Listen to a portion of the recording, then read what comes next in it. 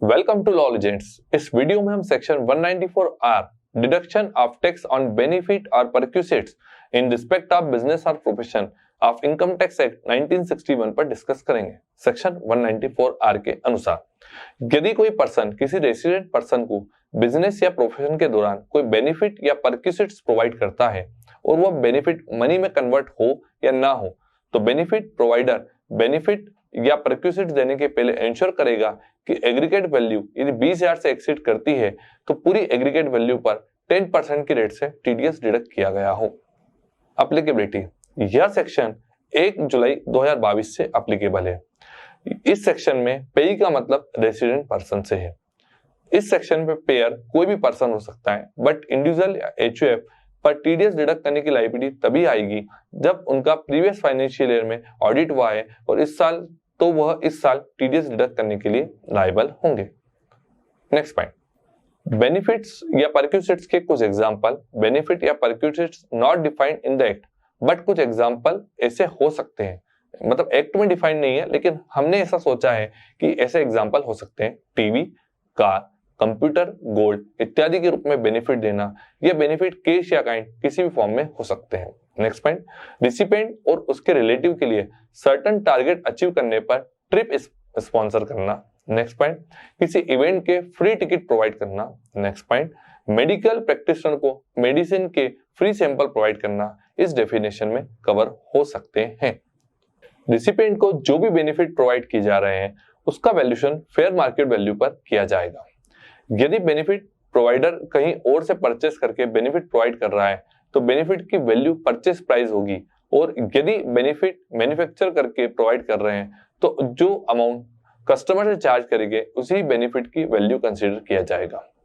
Next point, यदि aggregate value financial year में 20,000 rupees से एक्सीड करती है तो सेक्शन 194R एप्लीकेबल होगा। एग्रीगेट वैल्यू कैलकुलेट करते समय 1 अप्रैल 2022 से 30 जून 2022 के पीरियड को भी शामिल किया जाएगा, पर टीडीएस 1 जुलाई 2022 के बाद प्रोवाइड किए गए बेनिफिट पर ही डिडक्ट करेंगे।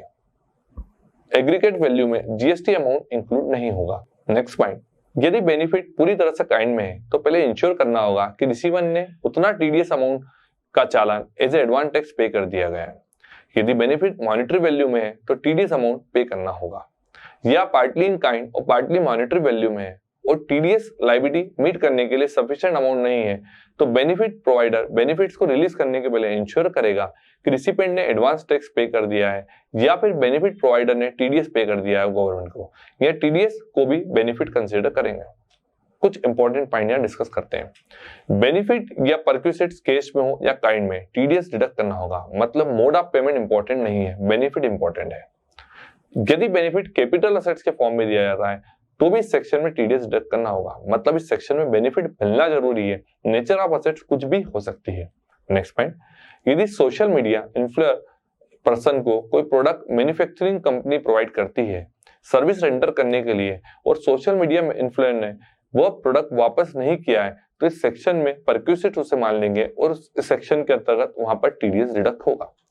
Sales discount, cash discount, rebate या बाय वन गेट वन जैसे ऑफर कस्टमर को दिए जाते हैं तो उसे बेनिफिट या परक्यूसिट्स कंसीडर नहीं करेंगे और इस सेक्शन में कोई टीडीएस डिडक्ट नहीं होगा।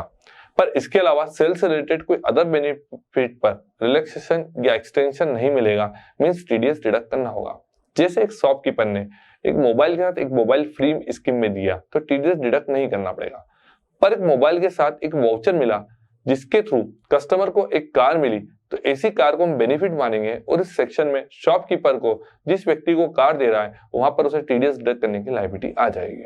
नेक्स्ट पॉइंट, डीलर को एजुकेट करने या फिर प्रोडक्ट लॉन्च करने के लिए कॉन्फ्रेंस पर एक्सपेंडिचर होता है तो उसे बेनिफिट या परक्यूसिट्स नहीं मानेंगे, पर यदि टारगेट अचीव करने पर पर्टिकुलर डीलर या कस्टमर को बेनिफिट प्रोवाइड करने के लिए यदि कोई कॉन्फ्रेंस कंडक्ट की जाती है या कॉन्फ्रेंस की डेट से पहले या कॉन्फ्रेंस की डेट के बाद रहने के खर्चे किए जाते हैं तो उस अमाउंट को भी बेनिफिट और परक्यूसिट्स मानेंगे और उस पर भी टीडीएस 194R के तहत डिडक्ट होगा। नेक्स्ट पॉइंट, यदि सर्विस प्रोवाइडर ने कोई एक्सपेंडिचर किया है और इनवॉइस यदि सर्विस प्रोवाइडर के नाम पर है और सर्विस रेसिपिएंट ने वो अमाउंट रिम्बर्स किया है तो उस बेनिफिट या परक्यूसिट कंसीडर नहीं करेंगे, पर यदि इनवॉइस सर्विस रेसिपिएंट के नाम पर हुआ है पर एक्सपेंडिचर का पेमेंट डायरेक्टली या इनडायरेक्टली सर्विस रिसिपिएंट ने किया है तो उसे परक्यूसिट्स या बेनिफिट कंसिडर करेंगे। Next point, gift, perks, benefit यदि मैरिज या फेस्टिवल या किसी स्पेशल ओकेजन की वजह से मिल रहा है तो उस पर इस सेक्शन में टीडीएस डिडक्ट नहीं होगा, क्योंकि यह सेक्शन में बिजनेस एंड प्रोफेशन में कवर बेनिफिट ही शामिल होते हैं। नेक्स्ट पॉइंट, गवर्नमेंट एंटिटी जो बिजनेस या प्रोफेशन कैरी आउट नहीं कर रही है, लाइक गवर्नमेंट हॉस्पिटल को यदि कोई बेनिफिट प्रोवाइड करते हैं तो इस सेक्शन में टीडीएस डिडक्ट नहीं होगा। धन्यवाद।